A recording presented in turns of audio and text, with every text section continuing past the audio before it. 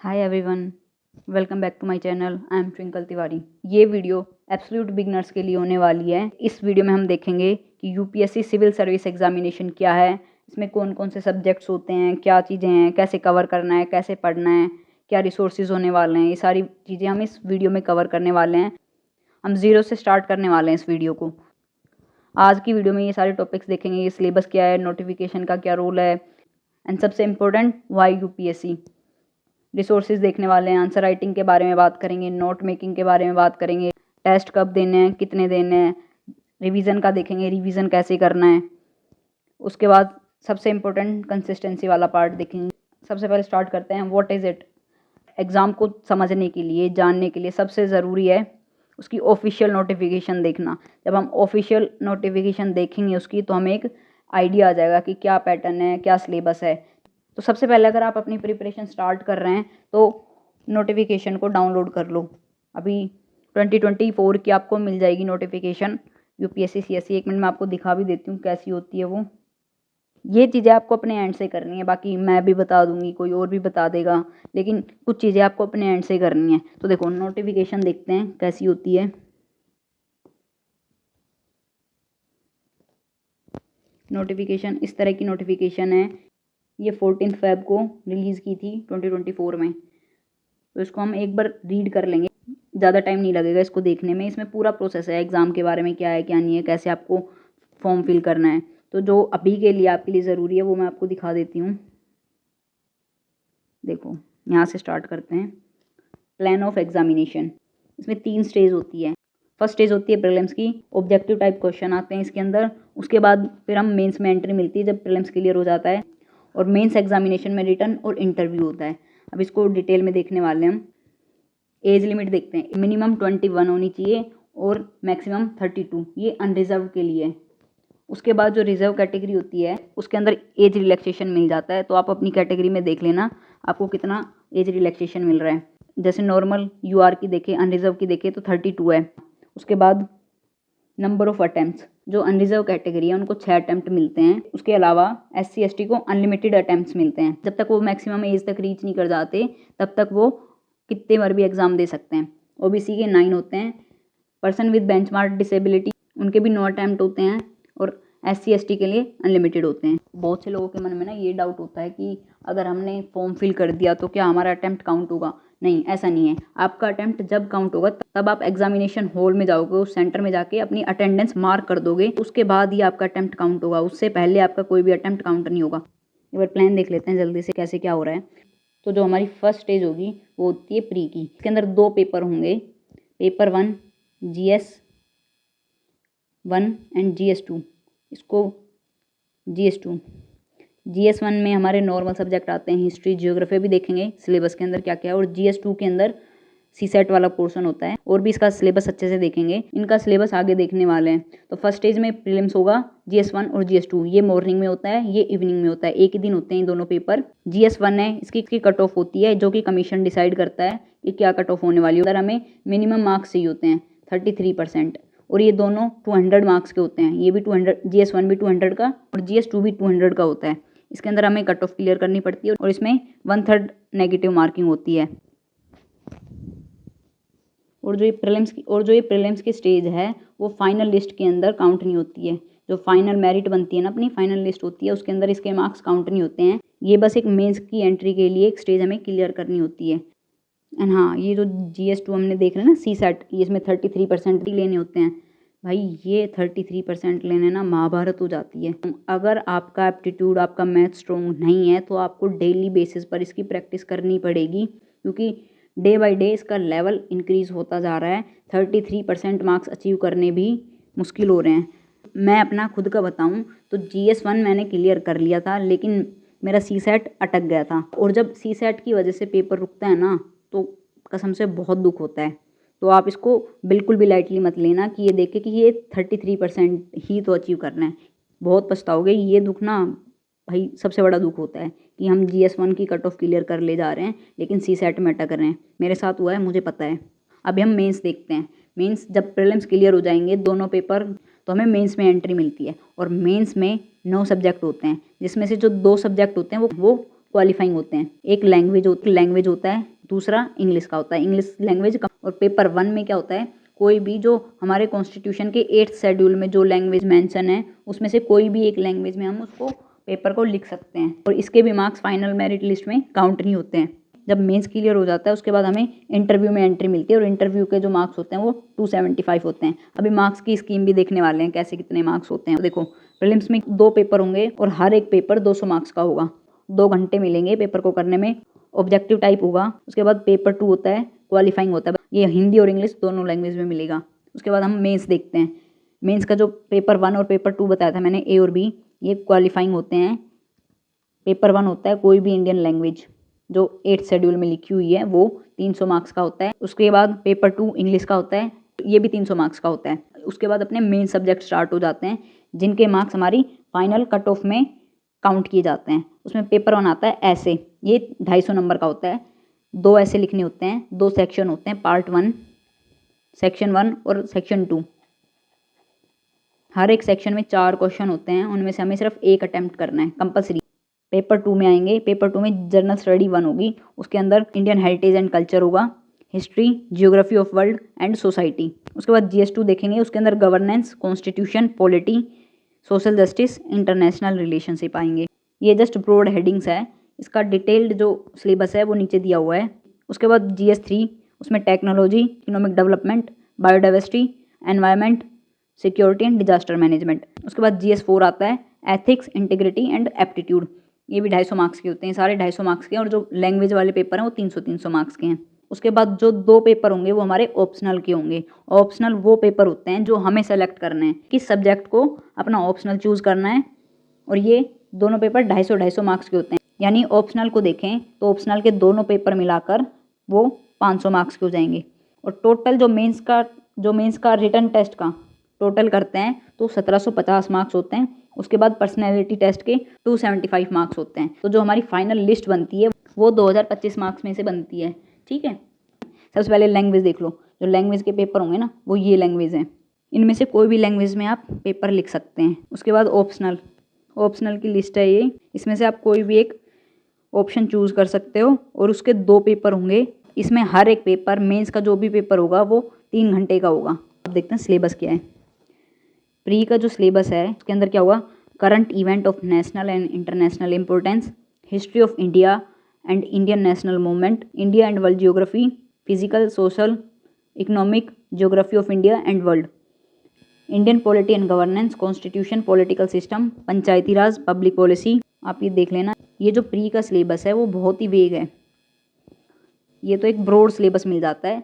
और हमें फिर कैसे पता लगता है कि कौन सा टॉपिक इंपॉर्टेंट है, उसके लिए हम PYQ देखते हैं कि हाँ, जैसे देखो एग्जांपल, जैसे जो इंडियन पॉलिटी है, इंडियन पॉलिटी में कॉन्स्टिट्यूशन है और कॉन्स्टिट्यूशन में भी कौन सा पार्ट है जो बहुत इंपॉर्टेंट है, जैसे प्रीएम्बल।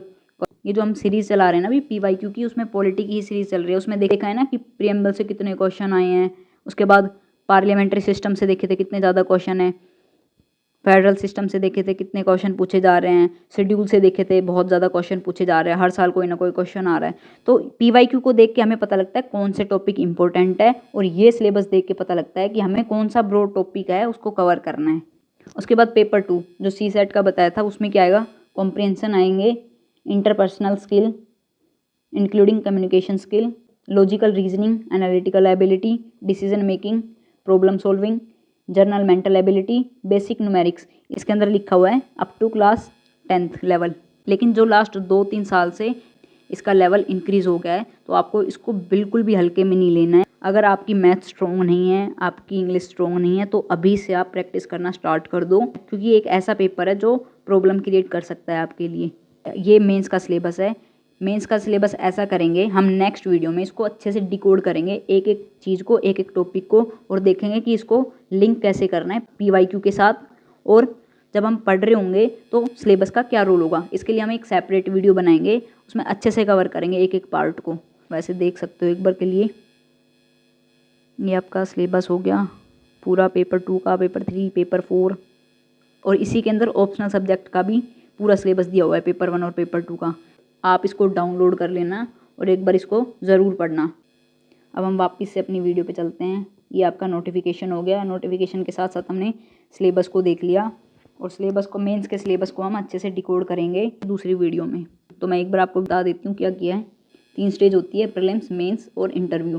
प्रीलिम्स में GS1 और GS2 आता है, ये क्वालिफाइंग होते हैं। 400 नंबर का पेपर होगा ये, 200 नंबर हर एक पेपर के। ये क्लियर करने के बाद हमें मेंस में एंट्री मिलेगी। इसमें 9 सब्जेक्ट होते हैं। उसके बाद पर्सनैलिटी टेस्ट होता है और इन दोनों की मिलाकर मेरिट बनती है अपनी। और मेंस में जो लैंग्वेज के पेपर होते हैं उनको छोड़ दिया जाता है मेरिट में। ओके, इंपॉर्टेंट टॉपिक पर आते हैं। वाई UPSC, कि अगर आप UPSC कर रहे हो तो क्यों कर रहे हो, ये जानना बहुत ज़रूरी है। इसका रीज़न बताती हूँ। मान लेते हैं कि आपका फर्स्ट अटैम्प्ट में ही पेपर क्लियर हो जाता है, तो उसके लिए भी आपको एटलीस्ट 2 साल के लिए कंटिन्यूस पढ़ना पड़ेगा। डेली अच्छी खासी मेहनत करनी पड़ेगी 2 साल तक लगातार। मान लेते हैं आपको 2025 का एग्ज़ाम देना है। इसका प्रीलिम्स 25 मई को है। जून तक इसका रिजल्ट आ जाएगा। उसके बाद अगस्त में मेंस होगा। मेंस क्लियर होने के बाद फेब में इंटरव्यू होते हैं और इंटरव्यू के बाद जो फाइनल लिस्ट आती है, फाइनल रिजल्ट आता है, वो मई में आता है। तो देख रहे हो, 1 साल तो ये एग्ज़ाम प्रोसेस ही ले लेता है पूरा कंप्लीट होने में। और इसके लिए आपको कम से कम 1 साल के लिए पढ़ना पड़ेगा। 1 साल की प्रिपरेशन चाहिएगी। तो ये लगभग आपके 2 साल हो जाएंगे और 2 साल तक कंटिन्यूस पढ़ना बहुत ही मोनोटोनस हो जाएगा। उन्हीं सब्जेक्ट्स को बार बार पढ़ना, बस उठना है, पढ़ना है, खाना है, फिर सो जाओ, फिर उठो, फिर एक ही साइकिल हो जाती है। और इस साइकिल में लंबे टाइम तक टिके रहना बहुत मुश्किल है। ऐसा नहीं है कि आज आपने स्टार्ट किया है तो आप हमेशा ऐसे ही रहोगे। ये कभी पीक पे भी जाएगा तो कभी और बिल्कुल डाउन आ जाएगा, फिर ये धीरे धीरे पीक पे जाएगा, फिर डाउन आएगा, ये ऐसे चलेगी। और जब आप बिल्कुल लो वाली स्टेज पर होगे तो आपको मोटिवेट करने के लिए ये चाहिए होगा रीज़न वाई, कि हमने UPSC क्यों स्टार्ट की है। तो इसका रीज़न आपको देखना है कि आपका क्या रीज़न है।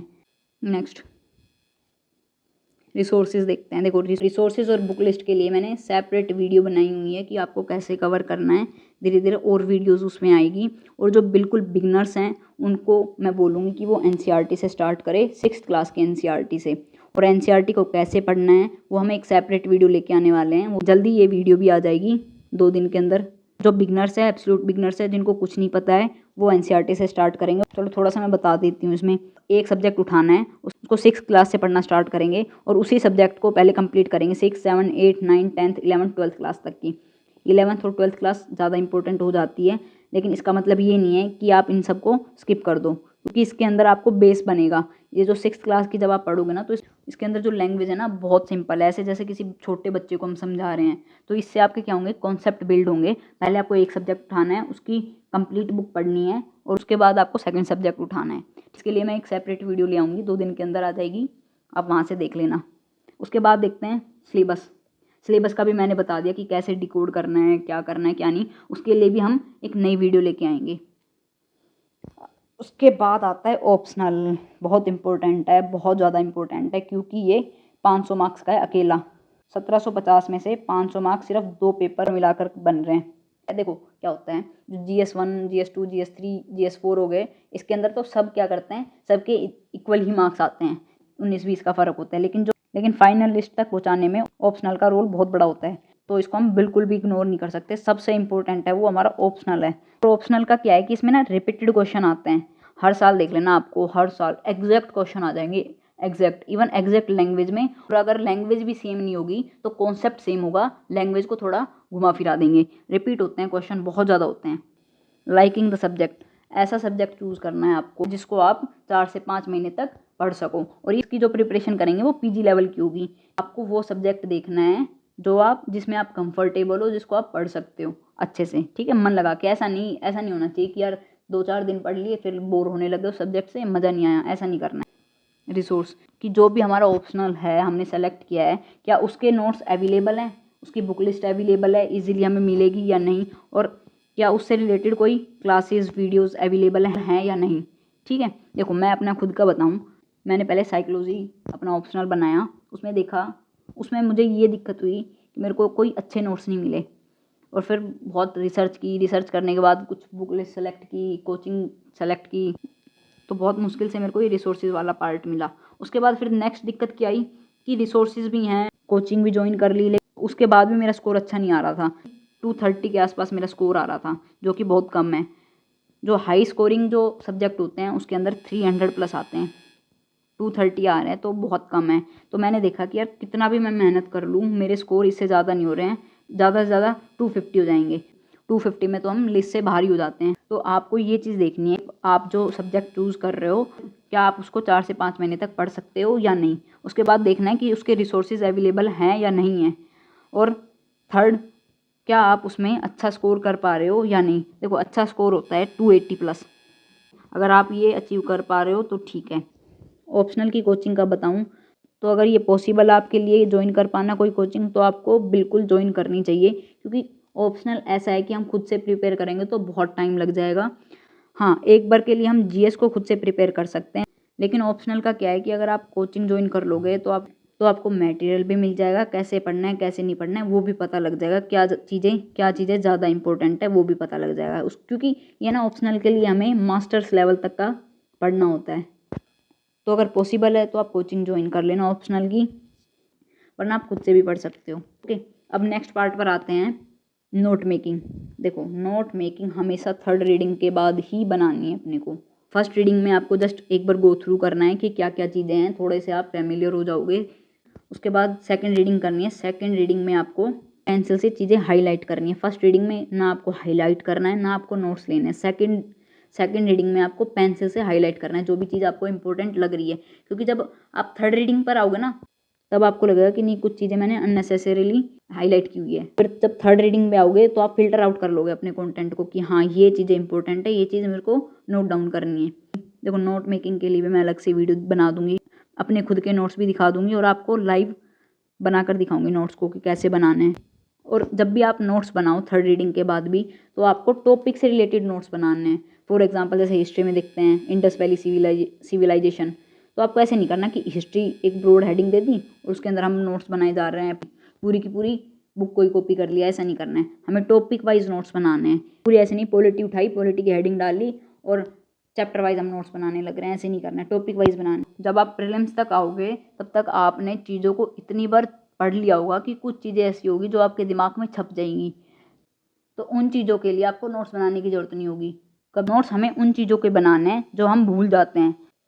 कुछ टॉपिक इम्प्रिंट हो जाएंगे और जो दूसरे नहीं होंगे, जो हम चीज़ें हम भूल जाते हैं बार बार, उनको हम नोट डाउन कर लेंगे। और क्या चीज़ें नोट डाउन करनी होगी कि कोई भी चेंज हुआ है, कोई बिल आ गया, कुछ चीज़ें चेंज हुई हैं तो उसको नोट डाउन कर लेंगे। कुछ फैक्ट्स मिल गए हमें, कोई डेटा मिल गया वो लिख लेंगे। और हाँ, जो मिस्टेक्स हम बार बार कर रहे हैं उनको लिख लेंगे। कई बार क्या होता है हम PYQ करते हैं ना, तो PYQ करते वक्त हम बार बार एक ही चीज़ की मिस्टेक कर रहे होते हैं। उसके बाद क्या करेंगे, जब हमारे ये नोट्स रेडी हो जाएंगे और उसके साथ साथ हमें PYQ को देखना है। जैसे मान लो आपने पार्लियामेंट का चैप्टर पढ़ा, पार्लियामेंट के नोट्स बना लिए। नोट्स बनाने के बाद आप फिर से क्या करोगे, PYQ उठाओगे टॉपिक वाइज और उसमें पार्लियामेंट वाले PYQ देखोगे और उनमें से जो चीज़ें आई है, तो जो PYQ पूछे गए हैं या तो आप जो नोट्स बनाए उनके अंदर हाईलाइट कर लेना अलग पेन से कि ये तो बहुत इंपॉर्टेंट है पूछे गए हैं, या फिर उनको आप अलग से लिख लेना। उन्हीं नोट्स के अंदर अलग से एक बॉक्स बना लेना और उसमें लिख लेना PYQ और वहाँ पे उसके नोट्स बना लेना। तो देखो जब आप नोट्स बनाओगे तो क्या होगा, पहली बार नोट्स बनाए आप फिर से बुक्स पढ़ोगे, उसके बाद फिर से आप नोट्स देखोगे, रिव्यू करोगे, तो आपको लगेगा कुछ चीज़ें ऐसी हैं जो मैंने लिख दी हैं, उनको लिखना ज़रूरी नहीं था। तो फिर आप उसको रिफ़ाइन करना। जब आप रिफ़ाइन करोगे तो आपके सेकंड नोट्स बनेंगे। अब देखना जब आप फिर से रीडिंग करोगे ना तो ये भी और रिफ़ाइन होके आ जाएंगे। तो नोट्स हमें ऐसे बनाने हैं, बाकी इसकी एक सेपरेट वीडियो बनाऊंगी मैं, उसमें अच्छे से देखेंगे। अब आता है टेस्ट कि टेस्ट कैसे देने हैं। देखो टेस्ट देने ही हैं, टेस्ट देने से डरना नहीं है, कोई वो नहीं है। अगर आपके मार्क्स नहीं आते कोई दिक्कत वाली बात नहीं है, लेकिन आपको टेस्ट देने ही है।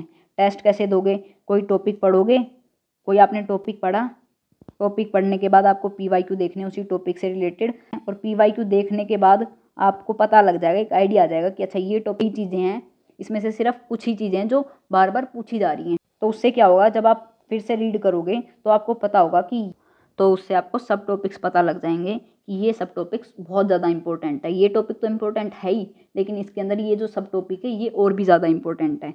उसके बाद फिर हम फिर से PYQ लगाएंगे। अब जब PYQ लगा रहे हैं तो हम फुल कंसंट्रेशन के साथ लगाएंगे, जैसे हम एग्जाम में अटेम्प्ट करते हैं ना, ऐसे ही फिर से हमें PYQ लगाने हैं। उसके बाद जब आपकी ये साइकिल कंप्लीट हो जाए हर टॉपिक की, उसके बाद क्या करना है हमें, उसके बाद हमें कंप्लीट सब्जेक्ट का टेस्ट देना है। जैसे हम अगर हिस्ट्री पढ़ रहे हैं, हिस्ट्री के अंदर पहले हम टॉपिक वाइज देखेंगे, पहले हम टॉपिक पढ़ेंगे, टॉपिक के बाद उसके PYQ देखेंगे, उसके बाद फिर से उस टॉपिक को देखेंगे, उसके बाद फिर से हम PYQ लगाएंगे। और ऐसे जब हम सारे टॉपिक्स की एक्सरसाइज कर लेंगे, उसके बाद हमारा सब्जेक्ट कंप्लीट हो जाएगा। तब हम क्या करेंगे, टेस्ट सीरीज़ उठाएंगे, कंप्लीट टेस्ट सीरीज़, और फिर हम वो टेस्ट अटैम्प्ट करेंगे। टेस्ट देने का क्या फ़ायदा होता है, एक तो आपके कॉन्सेप्ट बिल्ड होंगे, स्ट्रॉन्ग हो जाएंगे कॉन्सेप्ट। दूसरा, जो चीज़ आप मिस्टेक कर रहे हो उसका आपको पता लग जाएगा कि अच्छा यहाँ पे मैंने मिस्टेक की है, ये टॉपिक हमेशा मेरे से गलत होता है। बाद रिवीजन बहुत ज़रूरी है। हम एस्पिरेंट्स की यही दिक्कत होती है, जब हम स्टार्ट करते हैं ना तो डेली नए टॉपिक मिलते हैं, जो पीछे पढ़ लिया उसको हम रिवाइज ही नहीं करते हैं, देखते नहीं हैं। हम सोचते हैं कि एक बार कंप्लीट कर लेंगे फिर रिवाइज कर, ये चीज़ सबसे गलत है। तो आपको क्या करना है, तो जब भी आप अपना डे प्लान करो तो उसके अंदर 1 घंटा रिवीजन के लिए रखना ही रखना है। और रिवीजन आप एक्टिव रिकॉल के थ्रू करोगे तो डेली 1 घंटा हमारा रिवीजन का होना चाहिए, जो हमने पूरे दिन में पढ़ा है। उसके बाद हमें वीकली रिवीजन करना है। देखो क्या करना है, वीक डेज में क्या करना है, नए टॉपिक्स पढ़ने हैं, और वीकेंड में क्या करना है, उन्हीं टॉपिक्स को रिवाइज करना है। एक रिवीजन डेली हो गया, एक रिवीजन वीकेंड्स पे हो गया, एक हम मंथ के एंड में करेंगे। 25 दिन पढ़ना है, 25 दिन नए टॉपिक्स पढ़ने हैं, जिसके अंदर फिर हमारी ये चीज़ें भी, ये साइकिल चलेगी। और जो लास्ट के 5 दिन बचेंगे ना, उसके अंदर सिर्फ रिवीजन करना है जो उस मंथ में हमने पढ़ा है। ये हमारा 3rd रिवीजन हो जाएगा। 4th रिवीजन कब होगा, जब एक बुक एक सब्जेक्ट हम कंप्लीट कर लेंगे। वो जब सब्जेक्ट कंप्लीट हो जाएगा तो 2-3 दिन के लिए उस सब्जेक्ट को हमें रिवाइज करना है। ये रिवीजन करने के बाद ही हम नेक्स्ट सब्जेक्ट की तरफ चलेंगे। तो इस तरह से हमारे रिवीजन हो जाएंगे कि डेली भी करना है, वीकली भी करना है, मंथली भी करना है, और जब सिलेबस कंप्लीट हो जाए एक सब्जेक्ट का तब भी रिवीजन करना है। अब देखते हैं आंसर राइटिंग। आपको आंसर राइटिंग डे 1 से स्टार्ट करनी है, डे 1 से लिखना है आपको। लेकिन ये नहीं है कि आप आंसर राइटिंग में PYQ स्टार्ट कर दो लिखने, नहीं। आप जो भी चैप्टर पढ़ रहे हो NCERT से, उसकी जो बैक साइड में जो क्वेश्चन होते हैं उनको अटेम्प्ट करना है, लिखना है आपको। तो आपको ना तो वर्ड लिमिट में रखना है अपने आप को, ना टाइम लिमिट रखनी है कोई भी। फॉर एग्जांपल आपने जियो की NCERT पढ़ी, जब उसका चैप्टर कंप्लीट कर लोगे तो उसकी एक्सरसाइज पर आना है। एक्सरसाइज में देखना है कि कौन से क्वेश्चन पूछे गए हैं। तो जैसे मान लेते हैं हमने जियो की 6th क्लास की NCERT पढ़ी है, तो उसका क्वेश्चन है explain the meaning of term equinox. तो आपको बस लिखने का ट्राई करना है कि आपने जो जो पढ़ा था क्या आप उसमें से लिख पा रहे हो या नहीं, ठीक है। इससे क्या होगा, आपको हैबिट हो जाएगी आंसर राइटिंग की। और धीरे धीरे आपको लिमिट लेके आनी है, पहले वर्ड लिमिट लेके आनी है, उसके बाद टाइम को देखना है, टाइम लिमिट में। देखो मैं अपना बताती हूँ। जब मैंने अपना पहला आंसर लिखा था तो मेरे को 45 मिनट्स लग गए थे लिखने में आंसर को। और इस आंसर को मैंने 3 पेजेस के अंदर लिखा था। छोटा सा वो था, क्योंकि पता है जब हम पढ़ने लगते हैं ना तो हमारे पास इन्फॉर्मेशन बहुत ज़्यादा हो जाती है, तो हमें फ़िल्टर आउट करना नहीं आता कि क्वेश्चन में क्या लिखना है क्या नहीं। तो पहले में क्या करना है, हैबिट डालनी है आंसर लिखने की। उसके बाद हम धीरे धीरे टाइम लिमिट लेके आएंगे, वर्ड लिमिट लेके आएंगे, ठीक है। स्टार्टिंग में ही हमें ये चीज़ें नहीं करनी कि हमें लिमिट में आंसर लिखना है, ठीक है। जो आप लिख सको, जितना आप लिख सको, आपको लिखना है। जब आप लिखना स्टार्ट करोगे तो देखोगे अपने आप खुद से ही धीरे धीरे ये टाइम, पहले 30 मिनट हो जाएगा, उसके बाद 20 मिनट हो जाएगा, फिर 15 मिनट हो जाएगा, और धीरे धीरे आप वही टाइम लिमिट में आ जाओगे। 7 से 8 मिनट में आप एक क्वेश्चन लिखने लग जाओगे। और इसके लिए आपको प्रैक्टिस चाहिए होगी, डेली आपको आंसर लिखना होगा। नेक्स्ट सबसे ज़रूरी कंसिस्टेंसी, ये बहुत ज़रूरी है। तो हमें क्या करना है, ब्रेक लेना सीखना होगा। स्टडी करेंगे, ब्रेक लेंगे, फिर स्टडी करेंगे। ब्रेक लेना बहुत ज़रूरी है ताकि आप लॉन्ग टर्म में इस प्रिपरेशन में रह सको। तो आपको ये नहीं करना है कि आप एक दिन 8 घंटे पढ़ लिए, एक दिन 3 घंटे पढ़ लिए, नेक्स्ट डे 12 घंटे पढ़ लिए, 13 घंटे पढ़ लिए, और उसके बाद इतना एग्जॉस्ट हो जाते हैं कि हमें ब्रेक लेने की ज़रूरत पड़ रही है 3-4 दिन की। ऐसे में कोई फ़ायदा नहीं होगा। हमें एक फिक्स आवर रखने हैं और उसी को कंटिन्यू पढ़ना है। ये नहीं कि हम स्टार्टिंग से ही 12-12, 13-13 घंटे पढ़ रहे हैं, नहीं पढ़ा जाता ऐसे। मैंने भी ये गलती की थी कि स्टार्टिंग से ही मैं लग रही हूँ पढ़ने 12-12 घंटे, 13-13 घंटे, और जब लास्ट तक आते थे, जब मेरे को एक्चुअल में ज़रूरत होती है ना ज़्यादा पढ़ने की, उस वक्त मैं एग्जॉस्ट हो जाती थी। तो आपको क्या करना है, डेली 8 घंटे पढ़ने हैं। 8 घंटे 5 दिन तक पढ़ने हैं, 40 घंटे हो जाएंगे। सैटरडे को हमें 7 घंटा पढ़ना है, 7 घंटे में हमें ये रिवाइज़ करना है, और जो थोड़ा बहुत रह जाता है उसको संडे में रिवाइज़ करेंगे 3 घंटे। और उसके बाद पूरा दिन। बिल्कुल चीज़ ज़रूरी है, खुद को रिवॉर्ड करना। रिवॉर्ड बहुत ज़रूरी है। कोई भी, मान लेते हैं आपने ये टारगेट रखा और आपने अचीव कर लिया, ये अचीव कर लिया, तो आप संडे को एक खुद को रिवॉर्ड दे सकते हो, मूवी देख सकते हो, कहीं बाहर जाके खाना खा सकते हो, ठीक है। तो इससे क्या होगा, आपको मोटिवेशन मिलती रहेगी। Next, feedback. फीडबैक बहुत ज़रूरी है। जिस इंसान पर आप ट्रस्ट कर सकते हो उस इंसान की आपको फीडबैक लेनी है। कोई भी हो सकता है इंसान, आपके फ्रेंड हो सकते हैं, मम्मी पापा हो सकते हैं, भाई बहन हो सकते हैं। उनको बताओ कि देखो ये मेरा वीकली टारगेट था और मैंने इतना अचीव कर लिया है, और जो नहीं हो पाया उसका ये रीज़न था। उससे उस इंसान से आप फीडबैक मांगो कि क्या ये टारगेट मैंने ठीक रखा है, इसमें कुछ चेंजेस करने हैं या नहीं, ठीक है। और उनको फिर, और जो भी वो फीडबैक दे उनको इम्प्लीमेंट करो। इससे क्या होगा, आपकी अकाउंटेबिलिटी बनती है। सबसे ज़रूरी होता है फीडबैक मिलना कि हम ठीक कर रहे हैं या नहीं कर रहे हैं, ये ज़रूरी होता है। जब हमें कोई बता देता है ना कि हाँ आप ठीक कर रहे हो, तो हम और मोटिवेटेड हो जाते हैं। लेकिन फीडबैक के लिए ज़रूरी है कि वो इंसान हो, वो ट्रस्टेड हो, आपको जेन्युइन फीडबैक दे। उसके बाद आता है करंट अफेयर्स। करंट अफेयर्स के लिए क्या करना है, देखो आपको डेली बेसिस पर न्यूज़पेपर पढ़ना है। अगर आपको लग रहा है न्यूज़पेपर नहीं पढ़ा जा रहा है तो आप उसकी वीडियो भी देख सकते हो। उसके बाद ये स्टेप बहुत ज़रूरी हो जाता है, मैंडेटरी हो जाता है, मंथली मैगज़ीन। देखो डेली न्यूज़पेपर पढ़ने से क्या फ़ायदा होगा, जब आप मंथली मैगज़ीन पढ़ोगे तो क्या इसी की तो कंपाइलेशन होती है, इसमें से जो इंपॉर्टेंट चीज़ें होती हैं वो इसके अंदर मंथली मैगज़ीन के अंदर कवर करते हैं।